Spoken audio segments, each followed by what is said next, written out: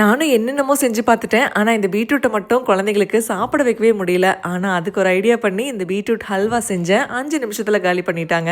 நல்லா சுத்தமான நெய் எடுத்துக்கோங்க. நெய் வந்து 2 ஸ்பூன் விட்டுக்கோங்க. அதுல வந்து பீட்ரூட் இந்த மாரி துருவிட்டு, அந்த நெய்யிலேயே பீட்ரூட் நல்லா வதக்கி விட்டுருங்க.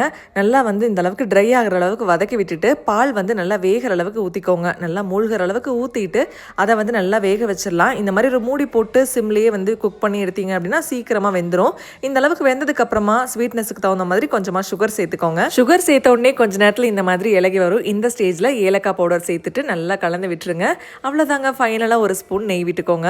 சூப்பராக பீட்ரூட் ஹல்வா வந்து ரெடி ஆகிடுச்சு. உங்களுக்கு பிடிச்சமான நட்ஸ் அப்படியே மேலே தூவிட்டு சூப்பராக சர்வ் பண்ணுங்க. 5 நிமிஷத்துக்குள்ள காலி பண்ணிடுவாங்க. அவ்வளோ டேஸ்ட்டாக இருக்கும். உங்கள் வீட்டில் பீட்ரூட் சாப்பிடாத ஆளுங்க யாராவது இருந்தாங்க அப்படின்னா செஞ்சு கொடுங்க. ஆசையாக சாப்பிடுவாங்க. நான் இன்னைக்கு யூஸ் பண்ணது அபினிஷாலேருந்து வாங்கின சுத்தமான பசு நெய் தாங்க. அவங்க கிட்ட தேங்காய் எண்ணெய், கடலை எண்ணெய், நல்லெண்ணெய், அது மட்டும் இல்லாமல் சுத்தமான நெய்யும் இருக்கு. அவங்க பேஜ் நான் கீழே டேக் பண்ணியிருக்கேன். மறக்காம செக் பண்ணி பாருங்க. Amazon, Flipkart இந்த மாதிரி ஆன்லைன்லயும் அவைலபிளா இருக்கு.